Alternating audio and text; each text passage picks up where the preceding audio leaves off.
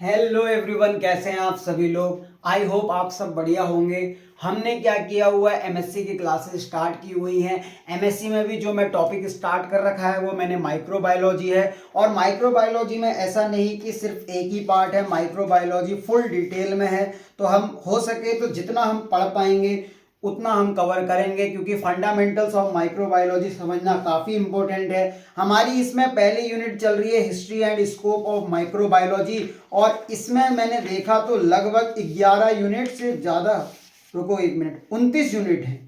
यानी कि माइक्रोबायोलॉजी की 29 यूनिट है। तो जितना जल्दी हो सके उतना कोर्स खत्म करने की कोशिश की जाएगी। पर ऐसा नहीं कि आपको एकदम से भगा दिया जाएगा, पूरा फील दिया जाएगा। और ये एक पहली पहल है यूट्यूब में, जो कि आपको एमएससी के इस तरह से लेक्चर प्रॉपरली मिल रहे हैं। तो हमने जो है history and scope of microbiology start किया हुआ है, जिसमें कि हमारा कौन सा लेक्चर चल रहा है, लेक्चर नंबर 3 है। मेरे बारे में आप जानते हैं, मेरा नाम क्या है, सूरज है। तो इसमें अब कोई नई बात नहीं है, आप मेरे नाम से परिचित सुपरिचित हैं। तो हमने 2 लेक्चर तक क्या बात कर ली थी, हमने डिस्कवरी एरा को खत्म कर लिया था।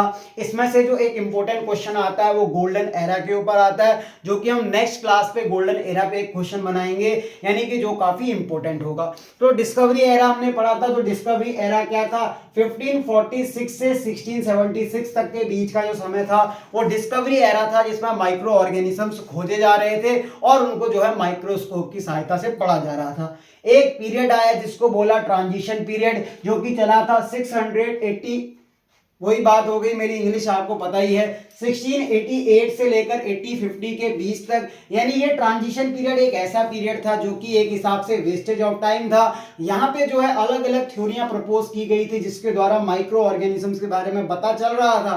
परंतु ये थ्योरी जो है ना, अलग अलग प्रकार की थी। मतलब इसमें एक हिसाब से कोई खास काम नहीं हो रहा था, परंतु इन थ्योरी को पढ़ना काफी इंपॉर्टेंट है, क्योंकि इनका कंट्रीब्यूशन भी है।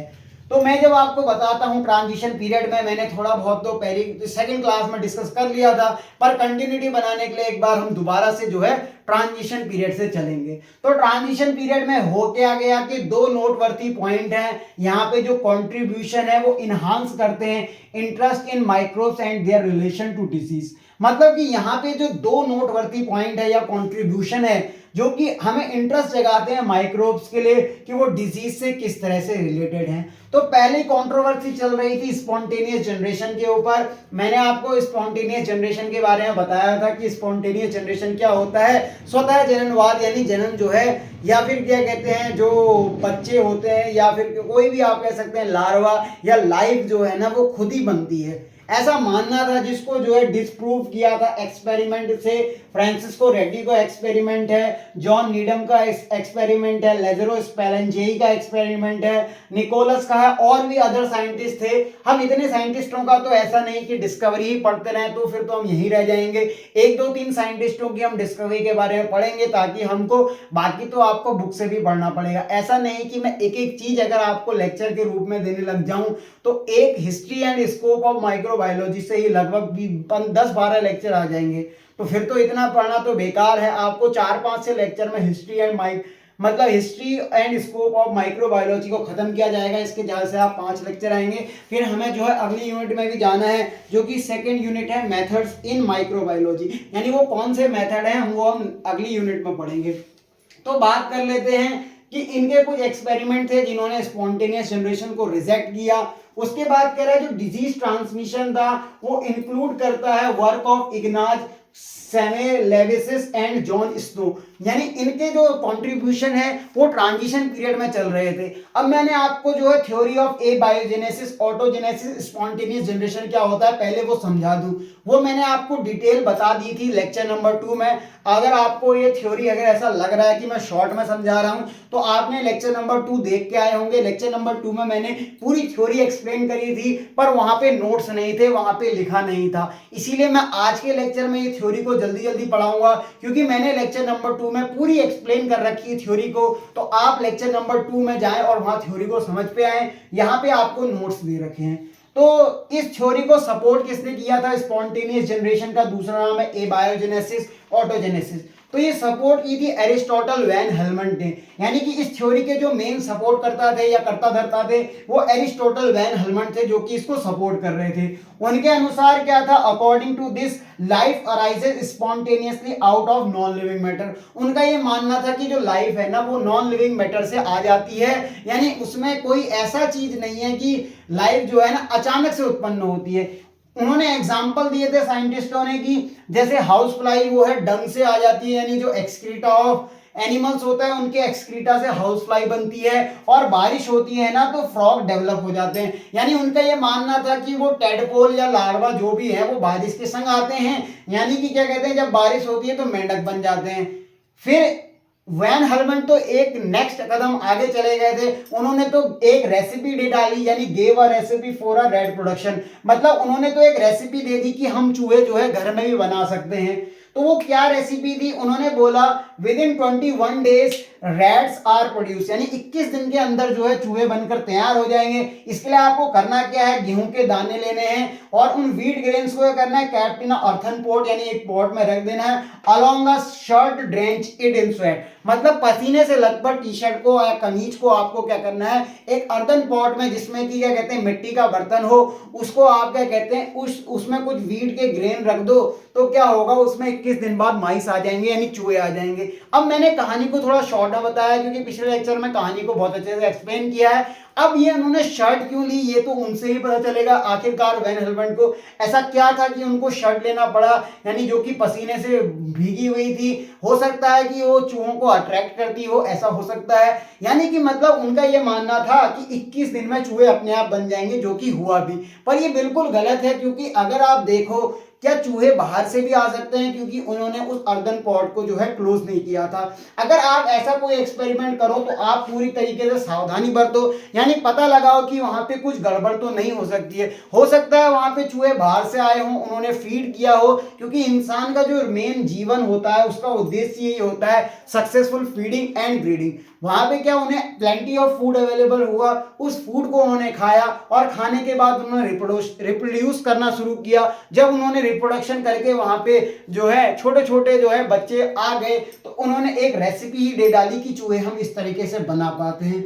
अब ये थ्योरी ऑफ एबायोजेनेसिस या फिर स्पॉन्टेनियस जनरेशन या ऑटोजेनेसिस को डिसप्रूव करने के लिए 3 साइंटिस्ट आए, फ्रांसिस्को रेड्डी और जॉन नीडम, लेजेरो स्पेलेंजेई और निकोलस। इन लोगों ने क्या किया कि स्पॉन्टेनियस जनरेशन को खारिज किया।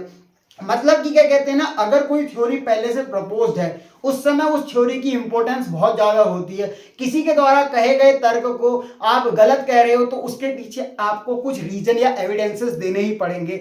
ऐसा नहीं कि जो थ्योरी उन्होंने पहले से दे रखी थी वो थ्योरी उन्होंने कुछ ऑब्जर्वेशन के बेस पे दी थी, पर अगर आप किसी की ऑब्जर्वेशन को गलत बता रहे हो तो उसके लिए प्रमाण देने की आवश्यकता है। ऐसे नहीं कि आप किसी के तर्क को गलत कह दो, आपको जो है उसके तर्क को गलत करने के लिए आपके पास प्रमाण होने चाहिए। तो 3 ये जो साइंटिस्ट थे फ्रांसिस्को रेड्डी और क्या कहते हैं स्पेलेंजिएई ने कुछ एक्सपेरिमेंट प्रूफ ना परफॉर्म करके दिखाए, जिससे कि उन्होंने स्पॉन्टेनियस जनरेशन को गलत साबित किया। मैं आपको ऐसे रिलेट कर रहा हूं कि आखिरकार ये थ्योरी एक दूसरे से रिलेटेड कैसे हैं, यानी वो एक्सपेरिमेंट की आवश्यकता क्यों पड़ रही थी, क्योंकि उन्होंने तो बोला था स्पॉन्टेनियस जनरेशन, ये उनके हिसाब से सही था, पर इनको जब साइंटिस्टों ने गलत कहा तो कुछ तो ऐसे एविडेंस देने पड़ेंगे जिससे ये डिसप्रूव हो पाए। तो आप इसको नोट करो, मैं फ्रांसिस्को रेड्डी की थ्योरी आपके सामने डिस्कस करता हूं या उन्होंने जो एक्सपेरिमेंट किए थे उसके बारे में बताता हूं, पहले आप इसको नोट कर लो। तो एक बार फ्रांसिस्को रेड्डी की थ्योरी को एक्सप्लेन करने से पहले मैंने सोचा कि एक बार इसको भी लिख दूं, क्योंकि कई बच्चे ऐसे होते हैं कि सर आपने बोल दिया और हम तो लिख ही नहीं पाए। देखो ये सच बात है कि ऐसा होता है कि रियल में कि हिंदी मीडियम के लिए टीचर बहुत कम मिल पाते हैं और हिंदी मीडियम के लिए टीचर अवेलेबल ही नहीं है ज़्यादातर देखा जाए तो। क्योंकि होता ये है कि आगे की एजुकेशन सब इंग्लिश में होती है। मेरे को भी हिंदी जो है पहले हिंदी ही आती थी, इंग्लिश तो बिल्कुल नहीं आती थी। मैं भी बहुत रोता था कि यार ये क्या चल क्या रहा है ज़िंदगी में। हम तो इंग्लिश खाली पास होने के लिए पढ़ते थे। एक इंग्लिश का पेपर होता था जिसमें हम सारे क्वेश्चन भी हिंदी में याद करके जाते थे और रहा वहाँ पे जाके ऐसा ट्रांसलेट कर लेंगे, तुक्का उक्का लगा देंगे, किसी से पूछ लेंगे, उसको जो है हिंदी में बता देंगे और उससे जो है इंग्लिश में ट्रांसलेट करके आंसर लिख लेंगे। हमने तो इंग्लिश इसी के लिए पढ़ी थी, सीधा बताऊं तो मैंने इंग्लिश जो है सिर्फ इसी के लिए ही पढ़ी थी कि हम जैसे तैसे जो है पास हो जाएं। पर क्या पता था आगे जाके इनसे ऐसे ही पाला पड़ जाएगा। तो evidences against theory of spontaneous generation, मतलब कि जो है ऐसे एविडेंस आए जो कि स्पॉन्टेनियस जनरेशन को खारिज कर रहे थे, तो प्रूफ भी तो देना पड़ेगा। तो the theory of spontaneous generation was disproved by many scientist of, किन समय के साइंटिस्ट थे वो 17th सेंचुरी के थे, 18th और 19th सेंचुरीज के थे। उन्होंने क्या किया, दे प्रूव दैट, उन्होंने ये प्रूफ किया कि जो न्यू ऑर्गेनिज्म होते हैं कैन बी फॉर्म्ड, यानी आप कह रहे हो कि जो नए ऑर्गेनिज्म बन रहे हैं वो स्पॉन्टेनियसली बन रहे हैं, पहले तो ऐसे ही कहा जा रहा था, पर इन्होंने ये प्रूफ किया कि new organism can be formed by pre existing one, यानी कि जो नए ऑर्गेनिज्म आ रहे हैं ये पहले से जो मतलब ऑर्गेनिज्म थे उन्हीं से आएंगे। यानी उन्होंने एक सेंटेंस दिया ओमनिस वाइवम और एक्स ओवो और वीवो, ठीक है। यहां पे जो नोटेड साइंटिस्ट थे जिन्होंने कि एक्सपेरिमेंटली चैलेंज किया इस थ्योरी को, वह कौन कौन से हैं, फ्रांसिस्को रेड्डी हैं, लाज़ारो स्पेलेंज़ेई है और लुइस पास्चर हैं। अब जो लुइस पास्चर है उन्होंने ही क्या करा था, फाइनली डिस्प्रूव कर दिया था life not be originated by spontaneously. यानी अगर आपसे पूछा जाए कि इस थ्योरी में, यानी जो स्पॉन्टेनियस जनरेशन वाली थ्योरी है उसको फाइनली जो है एक शेप दिया, यानी एक आकार दिया जो कि डिस्प्रूव कर दिया कि लाइफ जो है ओरिजिनेट नहीं होती स्पॉन्टेनियसली, तो उसमें लुइस पास्चर का सबसे ज्यादा इंपॉर्टेंट रोल है। फ्रांसिस्को रेड्डी ने भी डिस्प्रूव किया था, पर लाज़ारो स्पेलेंज़ेई ने भी डिस्प्रूव किया था, पर फिर भी कुछ ऐसे रीजन रह गए थे जो कि ये थ्योरी चल रही थी, लोगों का मानना था कि स्पॉन्टेनियस जनरेशन होता है, इसीलिए इसको जो है डिस्प्रूव करने के लिए जो साइंटिस्ट आए वो लुइस पास्चर आए, उन्होंने अपना एक्सपेरिमेंट परफॉर्म करके ये साबित कर दिया कि लाइफ जो है स्पॉन्टेनियसली जनरेट नहीं होती है। अगर आपसे पूछा जाए क्या लुइस पास्चर सिर्फ इसीलिए फेमस है, एक उन्होंने यही किया कि कहते हैं उन्होंने डिस्प्रूव कर दिया इस थ्योरी को, नहीं, वो अपनी एक जर्म थ्योरी ऑफ डिजीज के लिए भी फेमस है, यानी कि उनकी एक थ्योरी है जर्म थ्योरी ऑफ डिजीज, उसको भी समझेंगे। तब तक आप इसको नोट करो और फ्रांसिस्को रेड्डी के एक्सपेरिमेंट को आगे बढ़ा दें। तो ये सब ट्रांजिशन पीरियड में ही चल रहा है, तो आप इसको नोट करें।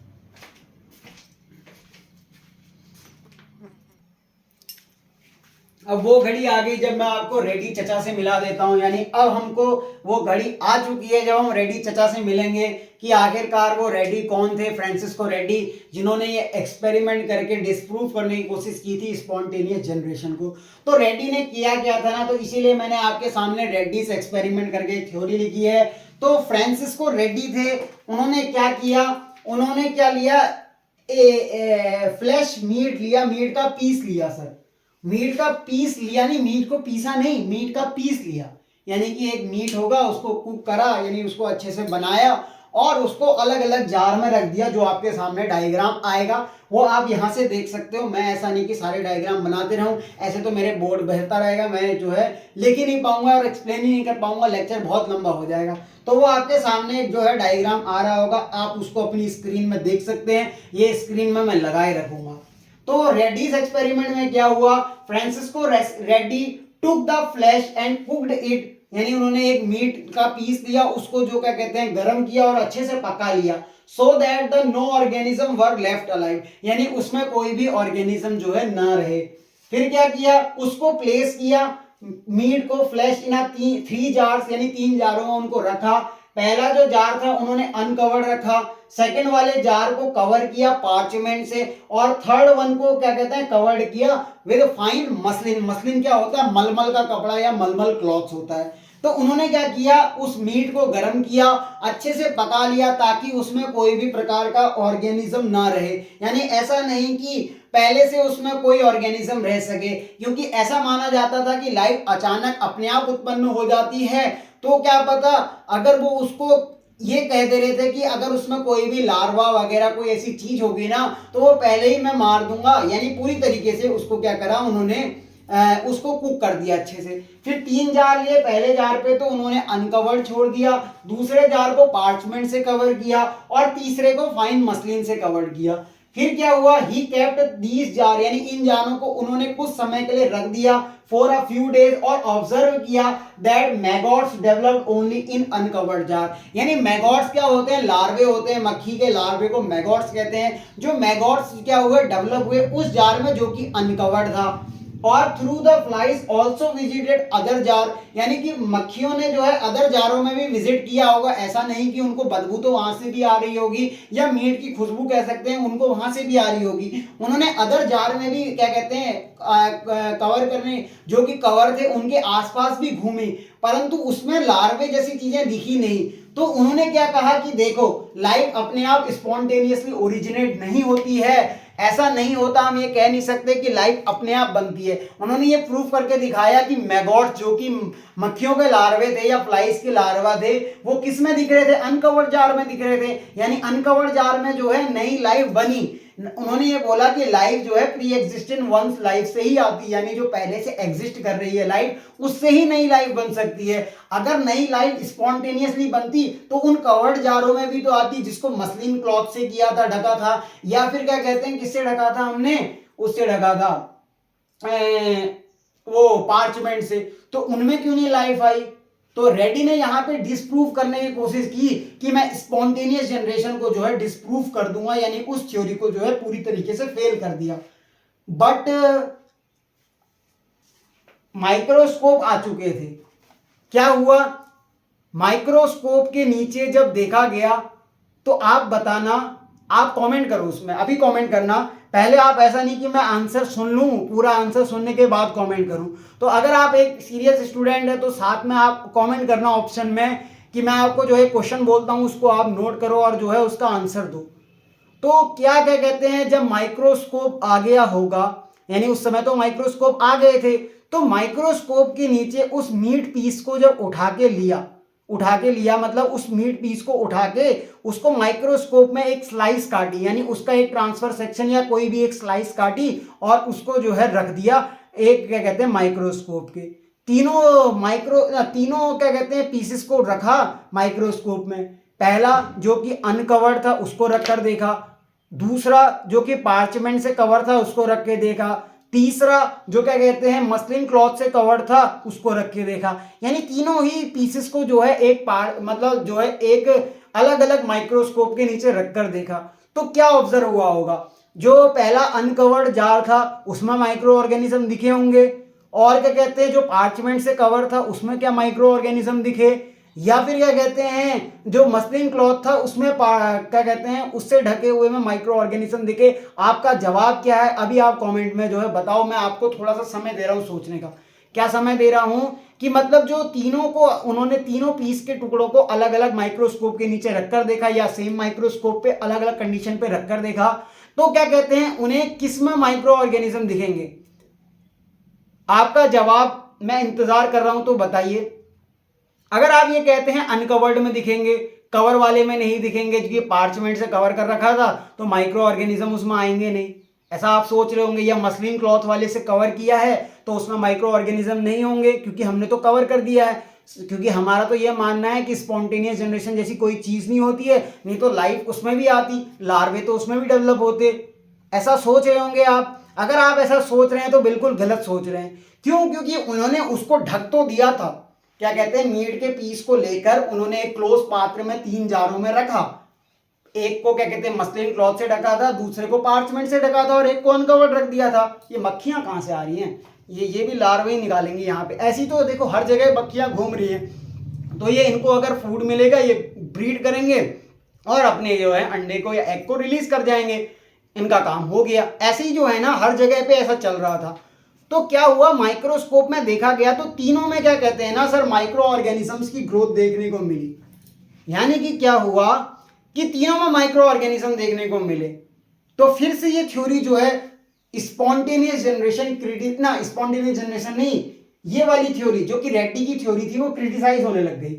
अब क्यों क्रिटिसाइज हुई, क्योंकि आपने जब कवर करा था ना तो आपने उस बीकर में से एयर थोड़ी निकाल दी थी बाहर, और आपको ये पता है एयर कंटेन माइक्रो ऑर्गेनिज्म, जहां भी आपको एयर दिखती है वहां पे माइक्रो ऑर्गेनिज्म या डस्ट होंगे ही। मैंने आपको पहले ही बताया था micro organisms are found everywhere, यानी माइक्रो ऑर्गेनिजम्स आर कॉस्मोपॉलिटन, यानी ये सर्वव्यापी होते हैं, हर जगह देखने को मिलते हैं। तो माइक्रो ऑर्गेनिज्म एयर में भी हो सकते हैं, वाटर में भी हो सकते हैं, सॉइल में भी हो सकते हैं और अनयूजुअल हैबिटाट में हो सकते हैं जहां पे मानव जो है रहने की कल्पना भी नहीं कर सकता, ये वहां पे भी देखने को मिलेंगे।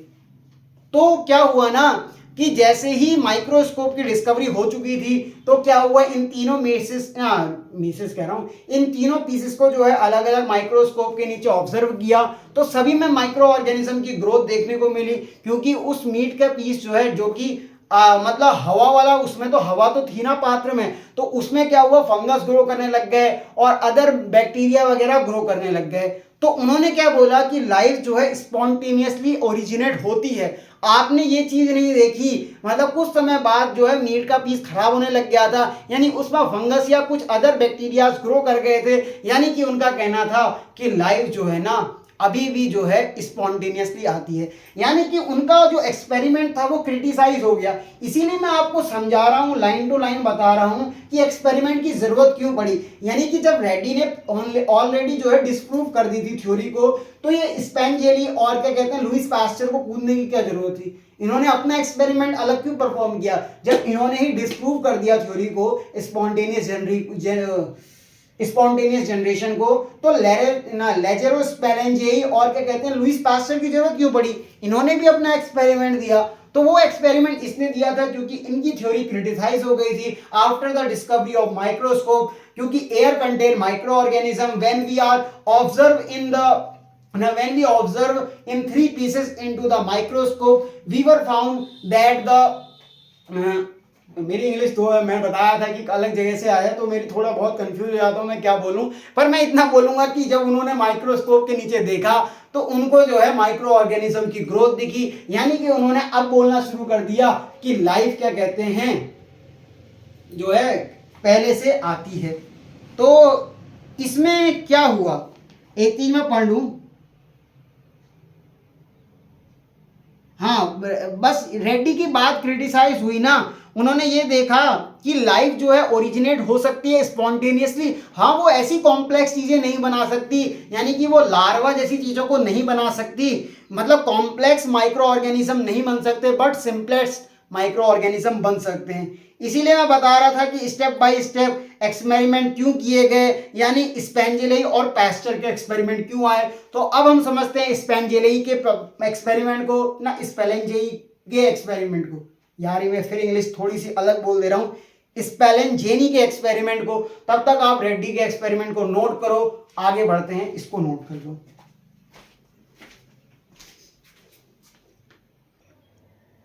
तो मैंने आपको रेड्डी चचा से तो मिला दिया, यानी हमने रेड्डी चचा की बातों को सुन लिया और रेड्डी चचा जो है फेल भी होने लग गए, उनकी बातों को क्रिटिसाइज करने लग गए, यानी कि उसके एक्सपेरिमेंट को जो है गलत साबित करने लगे। लोग कहने लगे कि रेड्डी चचा आप तो गलत कह रहे थे, आप तो कह रहे थे कि लाइफ जो है स्पॉन्टेनियसली ओरिजिनेट नहीं होते। लो माइक्रोस्कोप देखो, इसके नीचे माइक्रो ऑर्गेनिज्म दिख रहे हैं, यानी माइक्रो ऑर्गेनिज्म जब दिख रहे हैं तो यानी कि माइक्रो ऑर्गेनिज्म आए होंगे कहीं से। तो माइक्रो ऑर्गेनिज्म कहाँ से आए, इसका जवाब दो। तो रेड्डी चाचा यहाँ पे जो है अपने बात को एक्सप्लेन नहीं कर पाए, उन्होंने थोड़ी सी हार मानने की कोशिश करी, पर उन्होंने एक बात तो करी ना। अभी हमें लग रहा होगा कि ये एक्सपेरिमेंट तो बहुत छोटे हैं, ये तो हम खुद भी कर सकते हैं, पर ये उस जमाने में जब ये बात चल रही होगी उस समय अपनी बातों को एक्सपेरिमेंटली प्रूफ करके दिखाना काफी बड़ी बात थी। जब इन लोगों, कई लोग तो सोच भी नहीं रहे थे, उस समय इन्होंने ये करके दिखाया, तो यानी उस समय की बात इनकी अलग ही थी। यानी कि रेड्डी चाचा तो हार मानने लग गए। तो अब आए स्पेंजेलेई, फिर वही गलत नाम, स्पेलेंजेनिस ताऊ आए। उन्होंने अपना एक एक्सपेरिमेंट दिखाया और उन्होंने भी यही बात को प्रूव करना चाहा, यानी वो रेड्डी चाचा की बात से समर्थ तो थे, यानी कि वो उनकी बातों को मान तो रहे थे, पर मैं अब कुछ ऐसा करूं कि रेड्डी चाचा की बात सही हो जाए। तो ताऊ ने जिम्मा लिया, उन्होंने ये बोला कि हम एक ऐसा एक्सपेरिमेंट करेंगे जिससे कि क्या कहते हैं हम प्रूफ करेंगे कि स्पॉन्टेनियस जनरेशन नाम की कोई चीज नहीं होती, यानी लाइफ जो है ना वो पहले किसी लाइफ से ही आती है। तो इन्होंने अपने एक्सपेरिमेंट में क्या किया, जिसका आपको सेटअप देखने को मिल रहा है। इन्होंने क्या किया, इन ताऊ ने ये बताया कि पहले तो उनकी गलती क्या थी, रेड्डी चाचा की उनकी गलती ये थी कि उन्होंने क्या किया कि पहले तो उसको स्टेरलाइज नहीं किया, यानी कि जो मीडिया उन्होंने दे रखा था, यानी कि जो पात्र था ना उसको स्टेरलाइज नहीं किया था, क्योंकि एयर कंटेन माइक्रो ऑर्गेनिज्म, तो एयर में माइक्रो ऑर्गेनिज्म होंगे तो वो क्या करेंगे, ग्रो तो करेंगे ही। यानी दूरबीन से देखा गया या माइक्रोस्कोप से देखा गया, भैया साफ साफ माइक्रो ऑर्गेनिज्म दिख गए, तो बात तो हो गई गलत, क्रिटिसाइज हो गई। तो इन्होंने क्या किया, इन्होंने कहा हम ऐसा करेंगे ही नहीं, चाचा की बात को सही तो रखेंगे पर कैसे करेंगे। इन्होंने क्या किया, एक बीकर लिया, कोई भी बीकर ले लिया, उसमें हे इन्फ्यूजन क्या होता है, भूसे में पानी मिला के उसको गर्म किया। मतलब भूसा पानी को मिला के, ये चाचा ने कहा कि बात गलत हो रही है, तो ताऊ ने कहा हम भूसा पानी मिलाएंगे, खूब मजे लेंगे, फिर गाय भैंस को भी खिलाएंगे, तो हम हे इन्फ्यूजन करेंगे। यानी कि उन्होंने क्या किया, इधर पे ग्रेवी लिखा है तो ग्रेवी भी बोल सकते हैं आप। उन्होंने एक बीकर के अंदर में ग्रेवी को बॉइल्ड करना शुरू किया। ये ट्राइपॉड स्टैंड है, ये तीन, ऐसा नहीं कि उसकी सींगे निकल रही नीचे से, पर ये सींगे नहीं है, ये क्या है, ट्राइपॉड स्टैंड है, जिसके ऊपर उन्होंने बर्नर को रखा। ऊपर कैसे रखेंगे सर, नीचे रखेंगे तभी तो गर्म होगा। ऊपर बर्नर रख दोगे तो क्या कैसे गर्म हो जाएगा, वो अलग ही बात करते हो आप, आपकी बातों करने का तरीका ही अलग है। आपको एक दिन सर्कस वाला उठा ही ले जाएगा जिस तरह से आपकी हरकतें। तो उन्होंने क्या किया, ग्रेवी को बॉईल करना शुरू किया, बर्नर को नीचे रखा और जो है हीट मिलने लगी और ग्रेवी बॉईल होने लग गई। बहुत मजा। अब इसको खाएंगे क्या, ग्रेवी को? हम नहीं खाएंगे, इसको जानवर खाएंगे। यानी कि उन्होंने क्या किया कि उस पात्र में इतना गर्म कर दिया कि जो पहले तो माइक्रो ऑर्गेनिज्म उन्होंने मार दिए, बहुत बढ़िया, यानी सारे माइक्रो ऑर्गेनिज्म मर गए। यहां तक तो रेड्डी चाचा की भी बात चल रही थी, उन्होंने फ्लैश मीट को क्या करा, गर्म किया था, सारे माइक्रो ऑर्गेनिज्म मार दिए थे। पर उनको ये पता नहीं था कि हवा में भी माइक्रो ऑर्गेनिज्म हो सकते हैं।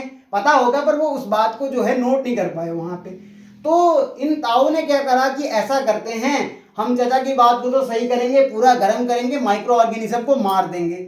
और क्या होगा, जब उसको गर्म किया ना तो माइक्रो ऑर्गेनिज्म मरे तो स्टीम निकलेगी, यानी भाप निकलेगी, भाप के संग जो है एयर भी निकल जाएगी। उन्होंने क्या किया, इतना गर्म कर दिया कि सारी एयर को भी बाहर कर दिया और फिर उसको सील कर दिया। यानी कि अब उन्होंने उसको ढक के रख दिया। पहले ढका, खूब दिन तक देखा, कोई भी ग्रोथ नहीं हो रही थी, यानी कि ना उसमें तो क्या कहते हैं बाहर से कोई चीज एंटर कर रही थी, यानी कि फ्लाइज तो आ ही नहीं पाई उसके आसपास, और फिर उसमें मैगॉट्स भी नहीं होंगे, यानी लार्वे भी नहीं होंगे। यानी कि ताऊ ने क्या किया, बात को सही करने के लिए ऐसा किया कि फ्लास्क को गर्म करके उसको सील कर दिया। ले अब दिखा माइक्रो ऑर्गेनिज्म। फिर वो ले गए, ले देखो इनको माइक्रोस्कोप के नीचे देखो, तुम्हें माइक्रो ऑर्गेनिज्म कैसे दिखेंगे, सब तो मर चुके हैं, यानी कोई भी वहां पे जिंदा तो दिख ही नहीं रहा। तो बोला ताऊ यार तुमने दिमाग तो अच्छा लगाया, तो क्या कहते हैं अब ऐसा करो कि ताऊ ने बोला मैं ऐसा करता हूं कि मैं इसको हटा देता हूं सील को, फिर देखता हूं। फिर उन्होंने क्या किया, हे इन्फ्यूजन को जो कि गर्म था उसमें से सील हटा दी, यानी कि वो क्या कहते हैं जो फ्लास्क सील था उसको हटा दिया। कुछ दिनों बाद देखा गया कि gravy treating with micro organism, यानी उस ग्रेवी में क्या कहते हैं बहुत सारे माइक्रो ऑर्गेनिज्म दिख गए। तो क्या हुआ, ताऊ ने ये बात प्रूव कर दी कि स्पॉन्टेनियस जनरेशन नाम की कोई चीज नहीं होती, लाइफ जो है प्री एग्जिस्टिंग लाइफ से ही आती है। तो अब क्या करें, यानी कि अब यहाँ पे रेड्डी चाचा की बात तो सही कह रहे थे, पर उनकी बात ये गलत थी कि एयर कंटेन माइक्रो ऑर्गेनिज्म, तो क्या कहते हैं उसमें ग्रोथ दिख गई माइक्रोब्स की। पर यहाँ पे ताऊ ने क्या कर दिया, ताऊ ने दिखाया कि जब उन्होंने सील किया है तो किसी भी प्रकार की माइक्रोबियल एक्टिविटी वहां नहीं दिख रही, सब मरे पड़े हैं, और जब उन्होंने उसको हटाया तो वहां पे माइक्रोबियल एक्टिविटी दिख रही है। तो बहुत बढ़िया, इन्होंने बात प्रूफ कर दी, पर इनका भी एक्सपेरिमेंट क्रिटिसाइज हो गया। अब क्या हुआ ना, हट जा ताऊ पाछे रे, मतलब ताऊ की बात को भी गलत सिद्ध किया गया। यानी कि वहां पे एक गाना चला, हट जा ताऊ पाछे रे, यानी कि अब जो है तुम्हारी हटने की बारी आ गई। यानी कि स्पेलिंजेनिस का जो एक्सपेरिमेंट है वो भी क्रिटिसाइज होने लग गया। तो आपको सीरीज ऑफ एक्सपेरिमेंट समझ में आ रहा होगा कि पहले तो रेड्डी का एक्सपेरिमेंट क्यों आया, हम पढ़ क्यों रहे हैं ट्रांजिशन पीरियड में रेड्डी का एक्सपेरिमेंट, ये बात भी तो समझ में आनी चाहिए। यानी रेड्डी का एक्सपेरिमेंट यहाँ पे गलत प्रूफ हुआ। तो स्पेलिंजेनिस ताऊ ने क्या किया, मैं बात सही करूंगा। अब ताऊ को भी पाछे कर दिया, किसने किया कि यहां पे ना प्रिस्ली साहब आ गए। ये प्रिस्ली ने गलत नहीं किया, प्रिस्ली ने क्या किया, अरे मैंने आपसे आंसर बोल दिया, मैं आपसे क्वेश्चन पूछने वाला था।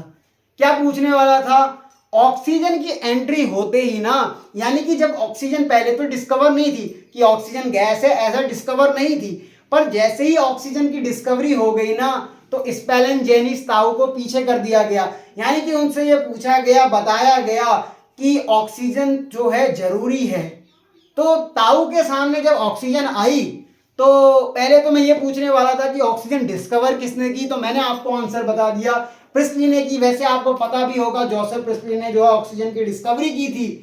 तो लोगों ने क्या बोला कि आपने यहां से ऑक्सीजन हटा दी है, बहुत बढ़िया, ऑक्सीजन नहीं है। तो ऑक्सीजन किसके लिए जरूरत थी? लाइफ की जरूरत है, यानी लाइफ को बनाए रखने के लिए या लाइफ का होने के लिए ना ऑक्सीजन की आवश्यकता है। तो चचा ने ना ताऊ ने क्या किया था, जब इसको गर्म कर दिया था तो उन्होंने सारी एयर को तो बाहर निकाल दिया था, एयर इसमें एंटर कर नहीं रही थी। यानी एयर में क्या थी सर? ऑक्सीजन थी। लोगों ने कहा जब ऑक्सीजन नहीं आ रही है तो कोई माइक्रो ऑर्गेनिज्म कैसे ग्रो करेगा। यानी कि क्या कहते हैं ना, माइक्रो ऑर्गेनिज्म को तो आपने मार दिया, चलो यहां तक तो हम मान गए, पर लाइफ स्पॉन्टेनियसली ओरिजिनेट होती है क्योंकि ऑक्सीजन होगी ना, तो यहाँ पे दोबारा से माइक्रो ऑर्गेनिज्म आएंगे। अब क्या होता है कि यहाँ पे ताऊ ने सोचा यार ये तो गलत हो गया, क्योंकि जैसे ही वो ऑक्सीजन दे रहे थे यहाँ पे उन्होंने फ्लास्क को ओपन करा तो माइक्रो ऑर्गेनिज्म की ग्रोथ हो गई। यानी ताऊ के सामने दिक्कत आई कि मैं अब कैसे एक्सप्लेन करूं, मैं कैसे बताऊं कि ऑक्सीजन को क्या कहते हैं, मैं अगर एंटर करा रहा हूं तो माइक्रो ऑर्गेनिज्म दिख रहे हैं, तो ऑक्सीजन जानी जरूरी है।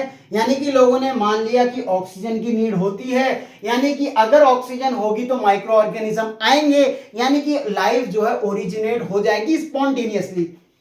तो ताऊ जी को पीछे कर दिया। ताऊ ने कहा यार अब मेरी बस की नहीं है, हाथ जोड़ रहा हूं, माफी मांग रहा हूं, मुझसे ये एक्सपेरिमेंट नहीं होगा। अब मैंने जो किया है इसको अगर आप सच मानते हो तो ठीक है, नहीं तो आप कुछ भी करो, अब मुझे कुछ नहीं पता।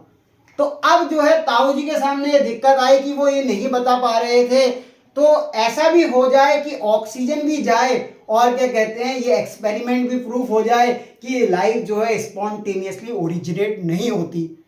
तो ऐसा दिमागदार बंदा चाहिए था जो ऑक्सीजन को भी भेजे और माइक्रो ऑर्गेनिज्म की ग्रोथ ना हो। तो क्या करें, ऐसा क्या करें जो है हम ऐसी चीज बना दें कि एक्सपेरिमेंट भी प्रूफ हो जाए और क्या कहते हैं बात भी बन जाए। क्योंकि ऑक्सीजन ऐसा नहीं होता ना कि एयर में सिर्फ ऑक्सीजन पाई जाती है, क्योंकि एयर तो मिक्सचर ऑफ गैसेस होती है। मतलब आप कहो कि मैं ऐसी छन्नी लगा दूं इस एक्सपेरिमेंट में कि एयर जब उसमें एंटर कर रही है तो सिर्फ ऑक्सीजन जाए, ऐसा नहीं हो सकता। सिर्फ ऑक्सीजन नहीं जा सकती, एयर में तो कई सारे गैसेस का मिक्सचर है, उसमें जो है नाइट्रोजन भी है, ऑक्सीजन भी है, CFC भी है, और क्या कहते हैं कार्बन डाइऑक्साइड भी है, कार्बन मोनोऑक्साइड भी है, सबका मिश्रण है। और एयर कंटेन माइक्रो ऑर्गेनिजम्स। तो यानी कि अगर मैं एयर को जाने देता हूं तो माइक्रो ऑर्गेनिज्म की ग्रोथ होना तो संभव ही है। तो ऐसा तो नहीं है कि सिर्फ छन्नी से ऑक्सीजन ही जाने दूं, यानी माइक्रो ऑर्गेनिज्म तो जाएंगे ही। जो ताऊ यहाँ पे परेशान हो गए, उन्होंने कहा बस बस अब मैं इससे ज्यादा जवाब नहीं दे सकता, आपके आगे हाथ जोड़ता हूं, मैं यहाँ पे हटता हूं। तो अब क्या करें, यानी कि ऐसा दिमागदार बंदा चाहिए था जो चाचा और ताऊ की बात को प्रूफ कर दे और वो ऑक्सीजन को भी एंटर करा दे, पर क्या कहते हैं उसमें माइक्रोबियल एक्टिविटी या माइक्रो ऑर्गेनिज्म की ग्रोथ ना देखने को मिले। तो ऐसा दिमागदार बंदा उनका आया दादा, यानी चाचा ताऊ को हटाओ, अब आ गए दादाजी। दादाजी ने थोड़ा सा दिमाग लगाया, उन्होंने एक एक्सपेरिमेंट प्रूव करके दिखाया जो कि स्पॉन्टेनियस जनरेशन को जो है गलत साबित करेगा।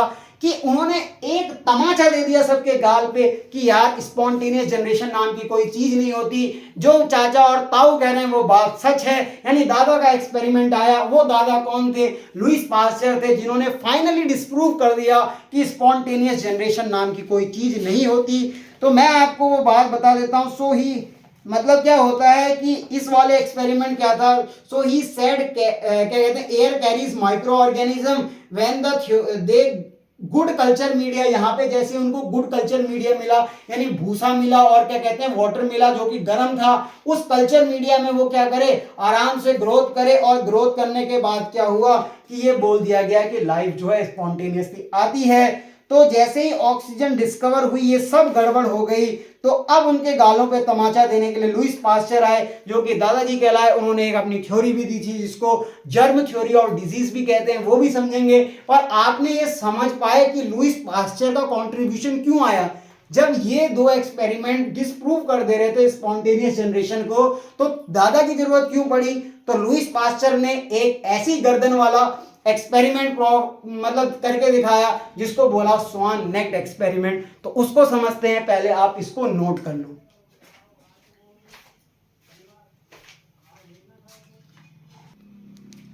हम मिलाते हैं आपको सदी के दादाजी से। यानी उस सदी में जो दादा चल रहे थे वो चल रहे थे लुईस पास्चर।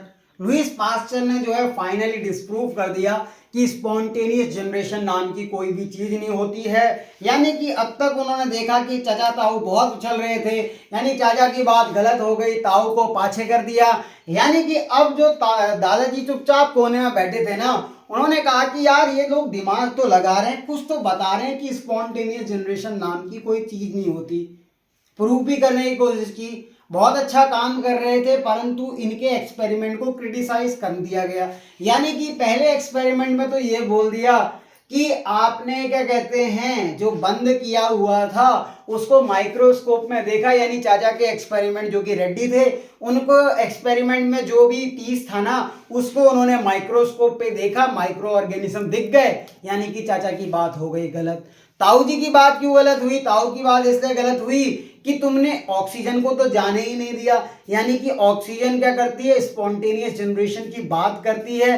यानी कि अगर तुम ऑक्सीजन को जाने देते तो क्या होता कि उसमें माइक्रो ऑर्गेनिज्म दिख जाते, यानी माइक्रोबियल एक्टिविटी शो होती। और ऐसा तो नहीं कि मैं सिर्फ छन्नी लगा के वहां बैठ जाऊं। यानी कि ताऊ जी ने कहा भैया मुझसे नहीं होगा। अब सामने आए दादाजी, उन्होंने क्या करा, अपने अलग स्वैग में क्या किया, सबकी बात को देखते हुए उन्होंने जो भूसी क्या कहते हैं ताऊ ने रखी थी और क्या कहते हैं मीट का पीस जो चाचा ने रखा था, उन सबको मैं मिला के कुछ अलग करूं। मैं करूंगा वही, गरम भी करूंगा, बर्तन को स्टेरलाइज भी करूंगा। ताऊ की बात से भी सहमत हूं मैं, चाचा की बात से भी सहमत हूं मैं कि बर्तन को खुला भी रखूंगा, पर मैं कुछ अलग खेला खेलूंगा। यानी क्या खेला खेलूंगा? मैं ना क्या कहते हैं बीकर जो लूंगा उसकी गर्दन को ही टेढ़ा कर दूंगा, मरोड़ दूंगा थोड़ा सा अलग तरीके से। मतलब ऐसा नहीं कि मैं सीधी सादी गर्दन ले लूं, मैं गर्दन को मोड़ दूंगा और शेप दूंगा श्वान की शेप में। अभी श्वान क्या होता है? अब कईयों ने तो वो भी सुना होगा, हे जगत कल्याणिनी माँ सरस्वती, तो उनका जो वाहन होता है ना वो हंस होता है। तो यानी हंस की शेप में गर्दन रखी। अब मैं कुछ अलग करूंगा। उन्होंने क्या किया, एक ब्रॉथ लिया, एक सॉल्यूशन लिया जो कि यीस्ट और शुगर और वाटर का था, मिक्सचर था। यानी फ्लास्क में उन्होंने यीस्ट लिए, यानी कि एक तो माइक्रो ऑर्गेनिज्म पहले से, एक ऑर्गेनिज्म उन्होंने पहले से ले लिया, शुगर भी ले लिया यानी पानी, चीनी भी ले लिया और पानी भी ले लिया, एक मिक्सचर बनाया जिसको ब्रॉथ कहा। बर्नर लगा दिया, नीचे से गर्म करता हूं मैं इसको। बढ़िया है, उन्होंने गर्म करना स्टार्ट किया, ये गर्म भी होना शुरू हुआ, ब्रॉथ अच्छे से गर्म हुआ। तो जैसे ये गर्म होने लगा ना तो सारी एयर क्या, जैसे क्या कहते हैं जो इसके अंदर एयर थी उस बीकर के अंदर, ऐसा थोड़ी कि पहले से स्टेरलाइज था, तो उस बीकर में से क्या हुआ कि एयर बाहर निकलने लग गई। और जब ये पानी, जब क्या कहते हैं ना ये गर्म हुआ ब्रॉथ सॉल्यूशन, तो ये स्टीम बनने लग गया, यानी कि ये स्टेरलाइज हो गया और सारी एयर को उसने बाहर कर दिया और वाटर जो है यहाँ पे स्टीम की फॉर्म में यहाँ पे कलेक्ट हो गया। यानी कि वाटर जो है ना एक हिसाब से यहाँ पे क्या कहते हैं छोटे छोटे जो क्या कहते हैं स्टीम की फॉर्म में आ गया। यानी क्या कहते हैं वो उसकी फॉर्म में कह सकते हैं उसे, मतलब कि एक ऐसी फॉर्म में आ गया कि वो वाटर हल्का पार्ट रह गया यहाँ पे, ऐसी भाप के फॉर्म में यहाँ पे रह गया। अब क्या हुआ, अब उन्होंने क्या बोला था, मैं तो हवा को एंटर कराऊंगा, क्योंकि लोग कह रहे थे तुम ऑक्सीजन नहीं दे रहे हो, ऑक्सीजन से क्या होता है स्पॉन्टेनियस जनरेशन होता है, यानी माइक्रोब्स आ सकते हैं। तो इन्होंने थोड़ा सा दिमाग था ना, ये पढ़े लिखे आदमी थे, इन्होंने क्या किया मैं हवा को भेजूंगा। इनको ये भी पता था कि एयर कंटेन माइक्रो ऑर्गेनिज्म, अगर मैं एयर को डायरेक्ट भेज दूं जो कि गैसेस का मिक्सचर है, उसमें डस्ट भी होगा और माइक्रो ऑर्गेनिजम्स भी होंगे, वो तो यहाँ आ जाएंगे और फर्स्ट क्लास ग्रोथ करेंगे। तो इन्होंने क्या किया, जब श्वान शेप में गर्दन बनाई थी, यहाँ पे जो स्टीम हुई थी ना इकट्ठा, वो स्टीम जैसे ही एयर उसमें एंटर करी ना तो वो कंडेंस शुरू हो गई, यानी उनका कंडेंसेशन शुरू हुआ और वो वाटर की ड्रॉपलेट बन गई, यानी कि वो पानी की छोटी छोटी बूंदें बन गई। अब क्या हुआ, एयर जो है एंटर करी, यानी हवा ने यहां से एंट्री करना शुरू करी, जा रही थी सब कुछ बढ़िया, सारी गैसेस जा रही थी, पर यहाँ पे वाटर की कंडेंसेशन होने के कारण क्या हुआ कि एयर तो गई पर उसमें माइक्रो ऑर्गेनिज्म यहीं पे ट्रैप हो गए, यानी जो डस्ट थे वो इस वाटर ड्रॉपलेट के संग ट्रैप हो गए और सारे माइक्रो ऑर्गेनिज्म जो भी चीजें थी वो यहाँ रह गई, पर यहाँ पे कोई भी माइक्रो ऑर्गेनिज्म की ग्रोथ देखने को नहीं मिली। तो क्या कहते हैं दादा ने बोला देखो तुम कह रहे थे हवा नहीं आने दूंगा, मैंने मतलब हवा नहीं आने दी कहा, मैंने हवा भी आने दी, ऑक्सीजन गई, पर क्या कहते हैं इसमें माइक्रोबियल एक्टिविटी नहीं हुई, तो मैंने तुम्हारी बात को गलत सिद्ध कर दिया। तो अब मैं क्या करता हूं, इस गर्दन को तोड़ देता हूं। मैंने ये गर्दन बनाई थी, श्वान शेप में इसको दिया था, मैं इसकी गर्दन तोड़ देता हूं और खुला बीकर जैसा बना देता हूं। अब क्या होगा, अब ये हुआ कि एयर इसमें एंटर करी, एयर के संग सारी गैसेस चले गई, एयर में डस्ट भी थी, सब कुछ था। एयर जैसे ही उसमें एंटर करी तो माइक्रोबियल एक्टिविटी शुरू हो गई, यानी कि उसमें माइक्रोब्स दिखने लग गया और फुल्ली ग्रोथ करने लग गया, उनको कल्चर मीडिया मिल गया जिसमें कि माइक्रोबियल एक्टिविटी की ग्रोथ होने लग गई। तो पास्चर ने ये बता दिया कि ना, पास्चर ने फाइनली डिस्प्रूव किया कि स्पॉन्टेनियस जनरेशन नाम की कोई चीज नहीं होती। मैं इसको लिख के लाया हूं, इसको आप नोट करो। कह रहा है he designed a special type of flask, मतलब उन्होंने क्या किया, डिजाइन किया था special type of flask called swan necked flask, यानी कि उन्होंने एक ऐसा फ्लास्क बनाया जिसको स्वान नेक्ड फ्लास्क कहा गया। ही बॉइल्ड अ मिक्सचर, उन्होंने एक मिक्सचर को गर्म किया, जो मिक्सचर था यीस्ट का, शुगर का एंड वाटर का। उस फ्लास्क के अंदर जो मिक्सचर था ना, वो यीस्ट का था, शुगर का था और वाटर का था। मतलब इन तीनों के मिक्सचर को उन्होंने आपस में गर्म किया। गर्म करने के बाद क्या हुआ, देन व्हेन ये क्या लिखा है मैंने, मेरी इंग्लिश थोड़ी सी अच्छी है, मैं आपको बता रखा था। दे व्हेन होगा या जो भी होगा उस पर मत जाओ।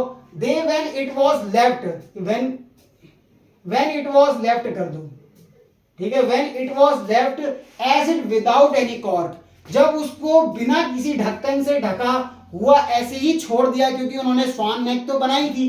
तो क्या हुआ, no micro organism develop in it even after many time, यानी बहुत समय के बाद भी क्या हुए, उनमें माइक्रो ऑर्गेनिज्म नहीं दिखे। तो दादाजी ने क्या कर दिया, दादाजी ने ये बात प्रूव करी कि क्या कहते हैं, माइक्रो ऑर्गेनिज्म नहीं आ रहे। अब आगे की लाइन में लिख रहा हूं, तब तक इतना नोट करो। तो आगे चलते हैं, जो पास्चर की बात चल रही थी वो मैंने तो आपको पूरी बता दी है, पर मैं उसको लिख के ले आया हूं, तो एक बार उसको आप रीड कर लो। तो पास्चर ने क्या बोला कि पास्चर ने जो है ऐसी बात कही कि सबकी बात मैं मानूंगा, जो सब चाचा ताऊ कर रहे थे उनकी बात मैं मानूंगा, यानी मैं उनके अकॉर्डिंग एक्सपेरिमेंट तो चलाऊंगा, पर मैं कुछ अलग करूंगा। उस अलग के चक्कर में उन्होंने एक स्वान नेक एक्सपेरिमेंट करके दिखाया। जो क्या करा उन्होंने, एयर को अंदर आने दिया। जब वो यहां से एंटर कर रही थी ना, तो जो ये स्टीम बनी हुई थी ये आपस में कंडेंस हुई, यानी जैसे ही एयर एंटर करी तो जो डस्ट थी वो उस वाटर के संग जो है इकट्ठी हो गई। यानी कि क्या हुआ, microorganism along with dust got entrapped into curved bend in flask, यानी कि जो ये पार्ट था यहाँ पे जो है माइक्रो ऑर्गेनिज्म या डस्ट थी वो यहाँ पे कलेक्ट हो गई। When the neck was cut, यानी जैसे ही उन्होंने उसकी गर्दन उड़ाई तो क्या हुआ, एयर कुड एंटर, हवा क्या करी, अंदर आई। The main chamber of flask, यानी कि उस फ्लास्क के मेन चेंबर में आ गई। And there was growth of micro organism, यानी जैसे ही उन्होंने उसकी गर्दन को उड़ाया और गर्दन को काटते ही क्या हुआ कि एयर उसके अंदर डायरेक्ट एंटर करी और उसमें माइक्रो ऑर्गेनिज्म की ग्रोथ देखने को मिल गई। तो पास्चर ऐसे थे जिन्होंने फाइनली डिस्प्रूव किया ए बायोजेनेसिस एंड प्रूव्ड की बायोजेनेसिस, यानी कि पास्चर एक ऐसे साइंटिस्ट थे जिन्होंने फाइनली डिस्प्रूव कर दिया कि स्पॉन्टेनियस जनरेशन नाम की कोई चीज नहीं होती, यानी लाइफ जो है स्वयं ओरिजिनेट नहीं हो सकती। अगर लाइफ आ रही है तो वो किसी प्री एग्जिस्टिंग लाइफ से आएगी, यानी कि थ्योरी उन्होंने प्रपोज की बायोजेनेसिस और ए बायोजेनेसिस को उन्होंने डिस्प्रूव कर दिया। पर मैं अगर आपको इवोल्यूशन पढ़ा रहा होता, जब हम इवोल्यूशन के सफर में चलेंगे, यानी कि जब हम विकास पढ़ेंगे कि ह्यूमन एवोल्यूशन कैसे हुआ, यानी कि जब हम वो पायदान चलेंगे ना, उस तरफ चलेंगे, तो पहली बात तो इवोल्यूशन का मतलब क्या होता है। कई लोग ये सोचते हैं कि इवोल्यूशन का मतलब होता है कॉम्प्लेक्स ऑर्गेनिज्म का फॉर्मेशन करना, यानी कि क्या कहते हैं, कॉम्प्लेक्सिटी की ओर बढ़ना, यानी कि जो ऑर्गेनिज्म है वो सिंपल फॉर्म से कॉम्प्लेक्स फॉर्म में जाए, इसको हम सोचते हैं विकास या इवोल्यूशन। पर ऐसा नहीं होता है। अगर आप ऐसा सोचते हैं, इवोल्यूशन की डेफिनेशन ये है, the organism can be more complex according to previous one, तो ये आपका सोचना गलत है, क्योंकि अगर आप ऐसा कहते हैं कि कॉम्प्लेक्सिटी ही एक्चुअल रीजन है, क्या कहते हैं, किसका, विकास का, तो आप बिल्कुल गलत हो जाते हैं। क्योंकि अगर ऐसा होता तो जितने ये सिंपल माइक्रो ऑर्गेनिज्म हैं, यानी कि जो कि जिनका स्ट्रक्चर बहुत ही सिंपल है, ये तो खत्म हो जाते, इनका तो एग्जिस्टेंस होता ही नहीं। आप ये सोचो कि वायरस में है क्या, एक उसका प्रोटीन का कवर है और उसके अंदर क्या है, जेनेटिक मटेरियल है। और जो होस्ट को अपना मतलब शिकार बनाता है वो क्या करता है, उसमें ज़्यादा से ज़्यादा सकर्स होते हैं और क्या कहते हैं उसमें क्या कहते हैं डायरेक्ट क्या कहते हैं उसको फूड वूड ले लेता है वो, उसको आँख और क्या कहते हैं इंटेस्टाइन की तो कोई ज़रूरत नहीं है, तो इनको तो लुप्त हो जाना चाहिए। क्या ह्यूमन ने अपनी इंटेस्टाइन बना ली और पूरा अपने को कॉम्प्लेक्स बना लिया, तो क्या ह्यूमन ही डेवलप कर पाया? तो बाकी ऑर्गेनिज्म वो तो चाहते हैं कि हम और सिंपल हो जाएं, यानी कि उनको तो फूड ही लेना है, यानी वो डायरेक्ट क्या करते हैं फूड ले लेते हैं, तो उनको क्या चाहिए इंटेस्टाइन वगैरह, यानी कि इसकी तो कोई ज़रूरत ही नहीं है। यानी कि अगर ऐसा होता कॉम्प्लेक्सिटी ही एक्चुअल रीज़न होती इवोल्यूशन का, या कॉम्प्लेक्सिटी की तरफ बढ़ना ही अगर एक्चुअल रीज़न होता इवोल्यूशन का, तो ये सारे ऑर्गेनिज्म खत्म हो जाते। तो आप ये कहाँ पहुँच गए? तो मैं बातों को करते करते यहाँ पहुँच गया कि इन्होंने थ्योरी ऑफ स्पॉन्टेनियस जनरेशन को तो डिस्प्रूव किया, यानी ए बायोजेनेसिस को तो खत्म कर दिया, पर इन्होंने बोला कि बायोजेनेसिस होती है।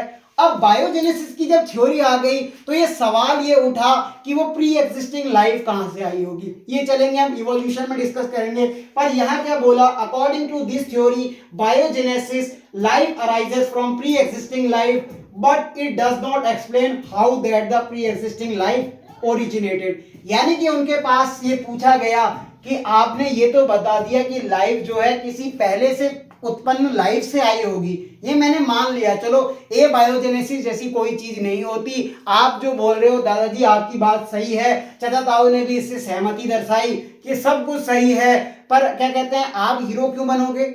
जब हम हीरो नहीं बन पाए तो आपकी बात को भी काटा जाएगा। तो कई साइंटिस्टों ने इसको क्रिटिसाइज करने की कोशिश करी, पर थ्योरी तो क्रिटिसाइज नहीं हुई, बट उन्होंने ये एक उनके सामने क्वेश्चन रख दिया कि आप ये बोल रहे हो कि लाइफ आ रही है प्री एग्जिस्टिंग लाइफ से, तो वो प्री एग्जिस्टिंग लाइफ कैसे आई? तो क्वेश्चन तो वहीं फंस के रह गया। यानी कि ये सोच रहे थे उस समय के साइंटिस्ट कि लाइफ तो कहीं और से आ रही है, कोई कह रहा है कि ऐसी कोई मिस्टिसिज्म है, कोई मैजिक है जिससे लाइफ आ जा रही है, ये इवोल्यूशन का पार्ट है, पर मैंने उसको यहाँ भी कनेक्ट किया। पर यहाँ पे क्या कहते हैं फिर क्या हुआ कि बायोजेनेसिस वाली थ्योरी आई कि लाइफ तो प्री एग्जिस्टिंग वन से आती है, पर क्वेश्चन तो हमारा यही रह गया कि प्री एग्जिस्टिंग लाइफ कहाँ से आई। तो इसका जवाब आपको मिलेगा इवोल्यूशन में, पर अभी हम जो पढ़ रहे हैं वो यही पढ़ेंगे। यानी कि हमारा जो ट्रांजिशन पीरियड है वो चल रहा है, अभी ट्रांजिशन पीरियड खत्म नहीं हुआ, गोल्डन एरा पे हम आएंगे, तब तक आप इसको नोट करो।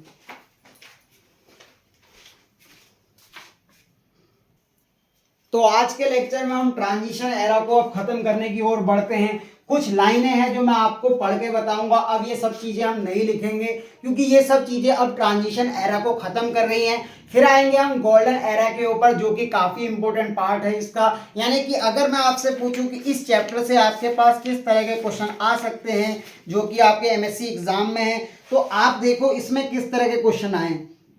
ठीक है, तो इस चैप्टर से पहला आया है right the chief characteristic feature of a major group of the microbial world.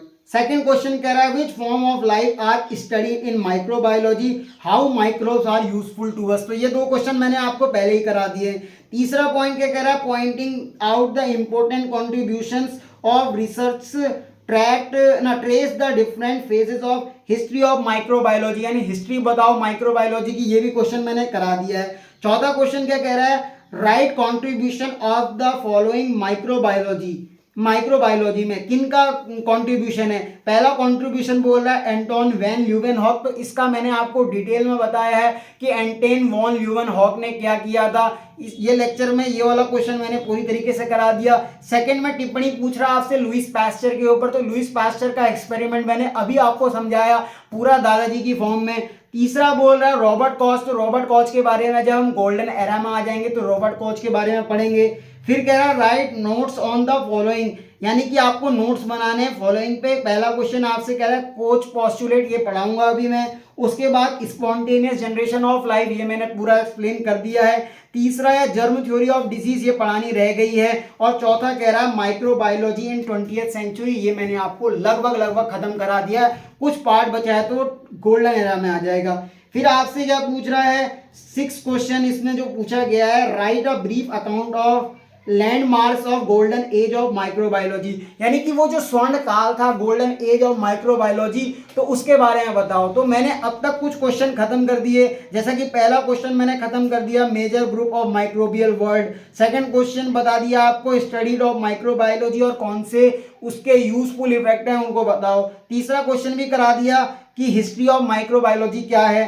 चौथे में हमने Anton van Leeuwenhoek, Louis Pasteur के बारे में पढ़ लिया, रॉबर्ट कॉच के बारे में पढ़ना रह गया। कॉच पोस्टुलेट रह गई है, स्पॉन्टेनियस जनरेशन ऑफ लाइफ पढ़ा दी है, जर्म थ्योरी ऑफ डिजीज पढ़ानी है, माइक्रोबायोलॉजी इन 20th सेंचुरी थोड़ा बहुत बताना रह गया, और गोल्डन एज ऑफ माइक्रोबायोलॉजी के बारे में बताना रह गया है। तो हम ट्रांजिशन पीरियड को खत्म करते हैं। तो ट्रांजिशन पीरियड में ये एक्सपेरिमेंट जो कि वेस्टेज ऑफ टाइम था, पर ये काफी इंपॉर्टेंट थे। यहाँ से दो कॉन्ट्रीब्यूशन सामने आए थे जो कि इंपॉर्टेंट थे। पहला कॉन्ट्रीब्यूशन ये था, the controversy over spontaneous generation include experimentation mainly Francesco Redi, John Needham, Lazzaro Spallanzani and Nicolas Appert, और disease transmission include the work of Ignaz Semmelweis and John Snow. तो हम जो है कुछ पॉइंट पढ़ लेते हैं किसके बारे में, जो डिजीज ट्रांसमिशन कर रहा है, जो कि जिसका वर्क है इग्नाज सेमिलेविसिस एंड जॉन स्नो का। तो इनका हम कुछ वर्क पढ़ लेते हैं। तो इग्नाज सेमिलेविसिस ने क्या कहा था, इन्होंने वर्क किया था 2% during the mid 1800s insignificant at is shown growing awareness to the mode of disease transmission। यानी मैं आपको इसका शॉर्ट में लिख देता हूं, एक बार फिर एक्सप्लेन करता हूं क्योंकि ये थोड़ा बहुत दिखाना पड़ेगा। निकोलस के बारे में तो कोई ज़्यादा जानने की जरूरत नहीं है, जॉन नीडम के बारे में भी ज़्यादा जानने की जरूरत नहीं है क्योंकि ये उतना खास नहीं है, पर इग्नाज सेमिलेविसिस एंड जॉन स्नो के बारे में बता देता हूं, उसके बाद ट्रांजिशन एरा को खत्म करेंगे। तो मैं इसको लिख देता हूं पहले। तो जो ट्रांजिशन पीरियड के नोटवर्दी पॉइंट पे अभी भी हम वही डिस्कस कर रहे हैं। तो आप देख रहे होंगे कि ट्रांजिशन पीरियड इतना बड़ा पीरियड है कि इसके ऊपर लगभग 1 घंटे का लेक्चर होने वाला है। तो ट्रांजिशन पीरियड ही इतना बड़ा पीरियड था, तो सोचिए गोल्डन एज जब आई होगी माइक्रोबायोलॉजी की तो वो कितनी बड़ी होगी। तो यानी गोल्डन एज एक काफी इंपॉर्टेंट टॉपिक है। इसके बाद आप गोल्डन एज के पीरियड के लिए भी लेक्चर के लिए तैयार रहना, जो आपको नेक्स्ट डे पे मिलेगा। तो हम बात कर लेते हैं जो हमारे ट्रांजिशन पीरियड के नोटवर्दी पॉइंट थे, एक बार मैं आपको फिर से डिस्कस करता हूं ताकि आपको और अच्छे समझ में आए। तो पहला पॉइंट था, the controversy over the spontaneous generation includes experimentally, यानी जो कह रहा है कंट्रोवर्सी चल रही थी स्पॉन्टेनियस जनरेशन की, कहां पे, ट्रांजिशन पीरियड पे। वो दूर करी फ्रांसिस्को रेड्डी ने, जॉन नीडम ने, लेजेरो स्पेलेंजेई ने और निकोलस अपार्ट। यानी कि इसमें वैसे कंट्रीब्यूशन तो जॉन नीडम का भी बताना रह गया है। अगर मैं आप कहो तो मैं एक बार जो है बोल देता हूं जॉन नीडम और निकोलस अपार्ट का भी, ताकि आपको किसी भी प्रकार की कोई दिक्कत ना हो। तो जॉन नीडम का भी एक बार शॉर्ट में कंट्रीब्यूशन सुन लो, इसके लिए मैं किसी दिन अलग से लिख लाऊंगा बोर्ड पे। तो जॉन नीडम ने क्या किया था, इनकी ऑब्जर्वेशन थी एनिमैल्क्यूल्स के ऊपर जो कि मटन ब्रॉथ था इन 1748 में। However, around insect, the theory of spontaneous generation, he proposed that tiny organisms arose spontaneously in his mutton gray. He had covered a flask with cork as done by Reddy and even heated some flask, still microbes appeared। यानी इनका एक छोटा सा contribution था, यानी ये बात prove कर रहे थे स्पॉन्टेनियस जनरेशन को जो है डिस्प्रूव करने की कोशिश कर रहे थे, पर ये भी नहीं कर पाए थे। तो दादाजी को आना तो पड़ा ही था, लुईस पास्चर को। और एक निकोलस अपार्ट ने भी ऐसे ही कुछ करके देखा, जो कि फ्रेंच के साइंटिस्ट थे। उन्होंने wine maker showed that the he could preserve soups and liquids by heating them extensively in thick champagne bottle। This was in fact the outgrowth of Spallanzani's work. यानी जो निकोलस अपार्ट था उन्होंने किसकी copy की थी, उन्होंने स्पेलेंजीस के जैसे वर्क करने की कोशिश की थी। और जॉन नीडम ने किसकी कॉपी की थी, फ्रांसिस्को रेड्डी की। तो जॉन नीडम और क्या कहते हैं निकोलस के बारे में आप नहीं भी पढ़ोगे तो चल जाएगा, पर आपको फ्रांसिस्को रेड्डी और जो यानी चाचा के बारे में पढ़ना है और ताऊ के बारे में पढ़ना है। ताऊ थे हमारे कौन, स्पेलेंजेई। तो क्या कहते हैं जॉन नीडम ने किसकी कॉपी करने की कोशिश की थी, फ्रांसिस्को रेड्डी की, पर वो फेल हो गए। और क्या कहते हैं जो निकोलस थे उन्होंने किसी कॉपी करने की सोची, उन्होंने कहा हम कॉपी कर लेते हैं ताऊ की, यानी कि क्या कहते हैं जो कि स्पेलेंजेई थे। पर दोनों ही गलत थे, तो ये कौन सा सही हो जाएंगे, ये भी गलत हो गए थे। इनके एक्सपेरिमेंट को भी क्रिटिसाइज मिला था। यानी ये तो क्या कर रहे थे ना कि गंगा बह रही है तो उसमें हाथ धो लेते हैं। मतलब नीडम और क्या कहते हैं निकोलस अपार्ट का काम ऐसा ही था कि बहती गंगा चल रही है तो उसमें हम हाथ धो लेते हैं, पर उस गंगा में तो पहले से ही लोगों के जो मैल थे वो जा रहे थे, पर उनके मैल भी साथ में जाए पर वो जो है धुल नहीं पाए, यानी उनके पाप यहाँ पे धुल नहीं पाए। तो क्या कहते हैं ये बातें गलत हो गई, इसीलिए दादाजी को आना पड़ा था। पर जो सेकेंड ट्रांजिशन पीरियड का जो नोटवर्थी पॉइंट था वो ये कह रहा था कि जो डिजीज ट्रांसमिशन होता है वो इंक्लूड था दो जनी का वर्ग, यानी एक इग्नाज क्या है, इग्नाज सेमेल्वेसिस का और जॉन स्नो का। अगर आपसे पूछा जाए कि डिजीज ट्रांसमिशन में किसका रोल है तो आपको सिर्फ दो साइंटिस्टों के नाम याद रखने हैं, पहला तो इग्नाज सेमेल्वेसिस और दूसरा है हमारा क्या, जॉन स्नो। तो आइए इनके बारे में जान लेते हैं, फिर हमारा ट्रांजिशन पीरियड खत्म हो जाएगा। तो इग्नाज सेमेल्वेसिस कौन थे, ये वर्क कर रहे थे दो पर्सन, यानी कि ये दो पर्सन काम कर रहे थे। पहले तो थे इग्नाज सेमेल्वेसिस और दूसरे थे जॉन स्नो, यानी ये दोनों मिलके काम कर रहे थे। क्या काम कर रहे थे, कुछ तो कर ही रहे होंगे। तो सेमेल्वेसिस ने क्या किया, ये वर्क कर रहे थे पर्सन ड्यूरिंग 1800s, यानी 1800 के बीच में ये दोनों का काम था। इन दोनों का काम सिग्निफिकेंट था as it shows a growing awareness, यानी इन्होंने क्या करी, अवेयरनेस फैलाई किसके ऊपर, मोड ऑफ डिजीज ट्रांसमिशन, यानी डिजीज का ट्रांसमिशन कैसा होता है उसके ऊपर इन्होंने अवेयरनेस दी। दो साइंटिस्टों ने, पहले थे इग्नाज सेमेल्वेसिस और दूसरे थे जॉन स्नो। तो इन्होंने जो सेमेल्वेसिस थे वो कौन थे, हंगेरियन फिजिशियन थे। अगर आपसे कहूं इनका मूल स्थान कहाँ पे है, यानी इनका जो निवास स्थान है ना वो क्या है, इनका निवास स्थान है हंगरी। तो हंगरी एक जगह का नाम है, ऐसा नहीं कि ये हंगरी फिजिशियन मतलब भूखे साइंटिस्ट थे, ऐसा नहीं है। आप स्पेलिंग पे ध्यान देना, हंगरी मतलब होता है भूखा, उसकी स्पेलिंग अलग होती है। ये हंगेरियन एक कंट्री का नाम है जहाँ के रहने वाले थे। तो सेमेल्वीस जो है एक हंगेरियन साइंटिस्ट थे या फिजिशियन थे जिन्होंने पोस्टुलेट किया, यानी कि बताया 1847 में that the blood of victim, यानी कोई सबूत जो जिसके जैसे विक्टिम क्या होता है, गवाह होता है, तो ब्लड ऑफ विक्टिम क्या था, ऑफ प्योर पीरल फीवर, जिसको प्योर पीरल फीवर थे वो contain casual agent of disease, यानी इस डिजीज का क्या था, एक क्या कहते हैं कैजुअल एजेंट था।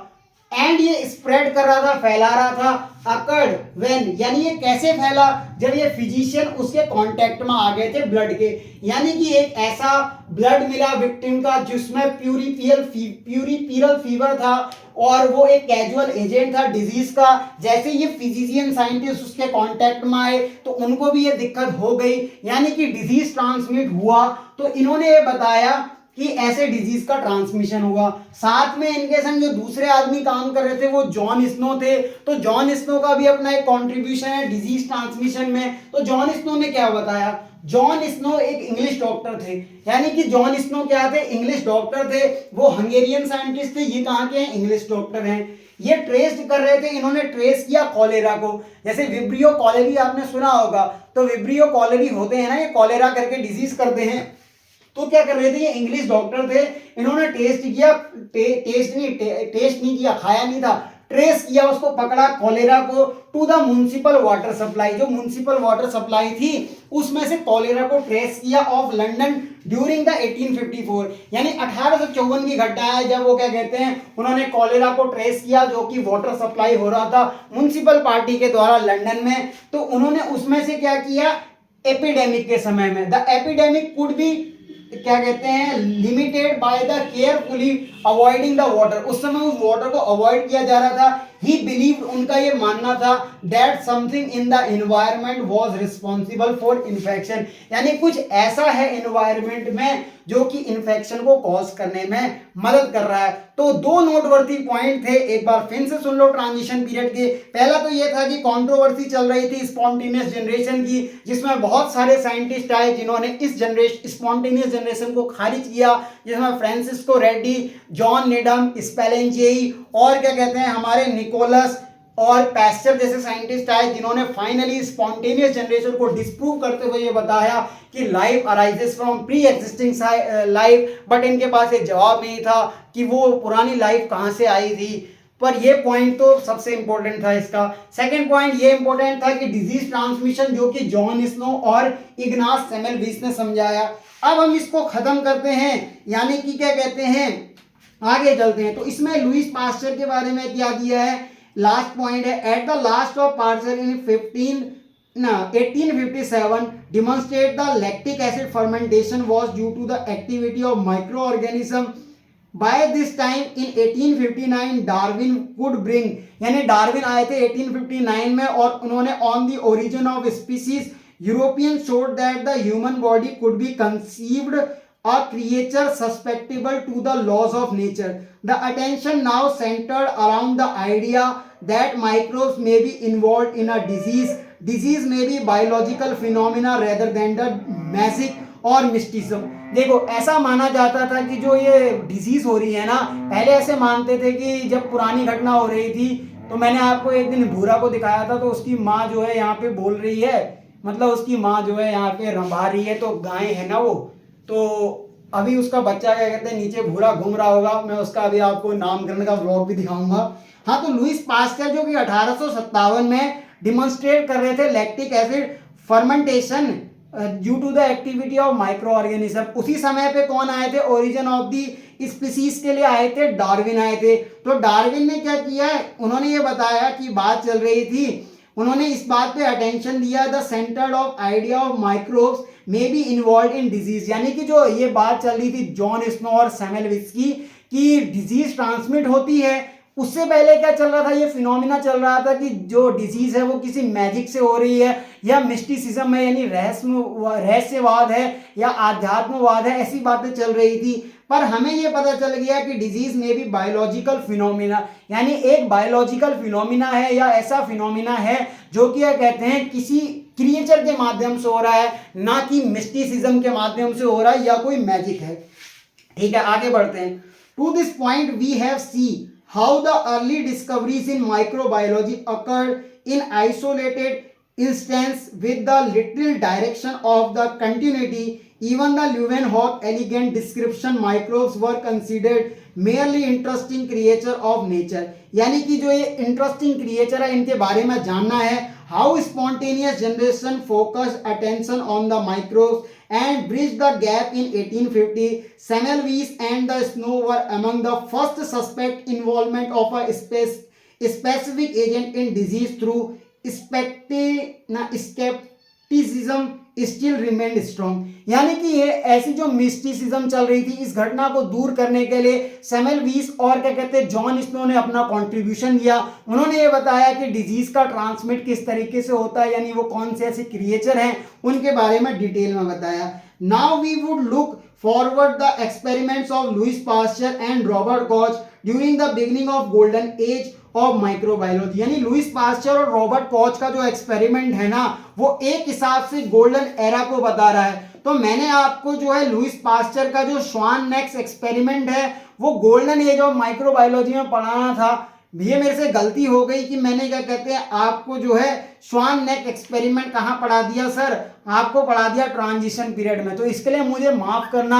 मैं आपको जब गोल्डन एज ऑफ पीरियड पढ़ाऊंगा तो वहाँ पे स्वान नेक एक्सपेरिमेंट को तेजी से बता दूंगा, क्योंकि मुझसे एक गलती हुई कि ये कहते हैं जो गोल्डन एज ऑफ माइक्रोबायोलॉजी है, यानी जो ये लुईस पास्चर दादाजी का कॉन्ट्रीब्यूशन था ना, ये गोल्डन एज में आएगा। तो आप यहाँ पे नोट कर लेना, क्या नोट करना, ये गलती हो गई मुझसे कि गोल्डन एज वाला जो टॉपिक था ना वो आपको कहाँ ना, मतलब गोल्डन एज में आपको स्वान नेक एक्सपेरिमेंट पढ़ाना था, ये मुझसे भूल हुई। मैंने आपको ट्रांजिशन पीरियड के टाइम में ही पढ़ा दिया, क्योंकि मैं बुक खुद अभी पढ़ रहा हूँ, आपके सामने पढ़ रहा हूँ। ऐसा नहीं कि मैं बुक ये बहुत पहले पढ़ चुका हूँ, मैं साथ साथ पढ़ता हूँ और साथ साथ एक्सप्लेन करता हूँ।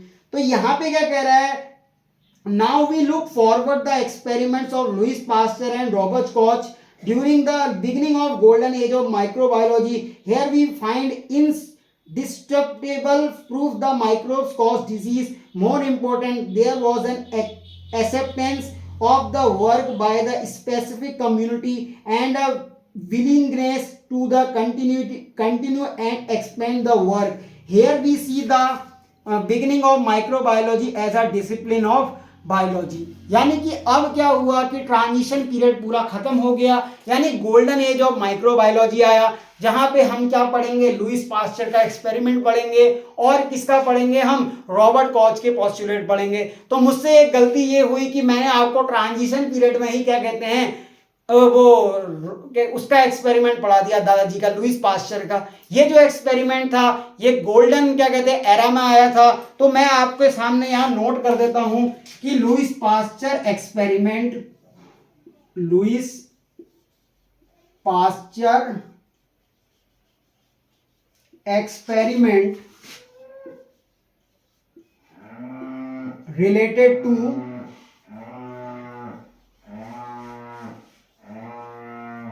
golden age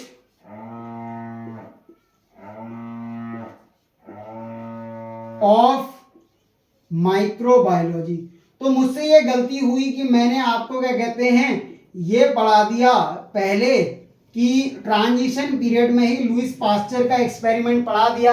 एक्चुअली में जो लुईस पास्चर का एक्सपेरिमेंट था ना वो गोल्डन एज ऑफ माइक्रोबायोलॉजी में आया था, पर मैं भावनाओं में बहते हुए ट्रांजिशन पीरियड को plus golden age of biology को मिक्स कर दिया। तो आपको इस लेक्चर में काफी मजा आया होगा। मैं गोल्डन एज ऑफ बायोलॉजी में जब पढ़ाऊंगा यानी गोल्डन एज बताऊंगा तो इसके बारे में फटाफट एक बार आपको रिकैप कराते हुए लास्ट क्वेश्चन को जो कि हमारा इसमें से पढ़ना है कि गोल्डन एज ऑफ माइक्रोबायोलॉजी क्या होता है, ये आपको वहां पे एक रिकैप दे दूंगा। यानी ये सारी स्लाइड्स आपके सामने एक बार फिर से डिस्कस कर दूंगा, जिससे आपका ट्रांजिशन पीरियड भी खत्म हो जाएगा और साथ में गोल्डन एज पीरियड भी खत्म हो जाएगा। तो इसमें मैंने दो टॉपिकों को खत्म किया, यानी गोल्डन एज और पीरियड भी खत्म कर दिया है। उसमें रॉबर्ट कॉच के बारे में बताना रह गया है, बाकी सब कुछ खत्म हो गया। और जो दो डिजीज ट्रांसमिशन के बारे में था वो भी इसमें कर दिया खत्म। तो थैंक यू लेक्चर में बने रहने के लिए। लेक्चर को मुझे रिकॉर्ड करते करते 2 घंटे से ऊपर हो चुका है। मैं साथ ही में बुक पढ़ता हूं और उसको एक्सप्लेन करता हूं, तो 2 घंटे से ज्यादा का मुझे समय हो गया है। लेक्चर में लगभग 1 घंटे से ऊपर का समय हो गया होगा। तो ऐसे लेक्चर को देख के आप बोर ना हो, आपको मजा आया होगा। मैंने चाचा ताऊ और दादा की कहानी से रिलेट किया।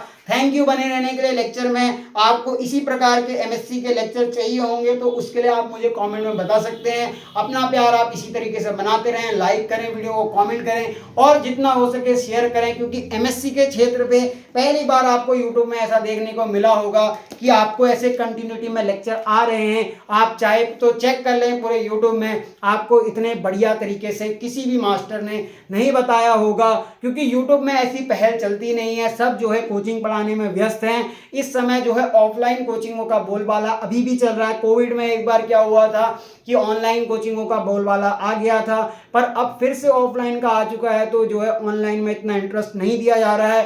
तो एमएससी के लेक्चर आपको नहीं मिलते होंगे, मुझसे आपको एमएससी के लेक्चर पढ़ने को मिल रहे हैं। तो थैंक यू बने रहने के लिए वीडियो में। Bye bye.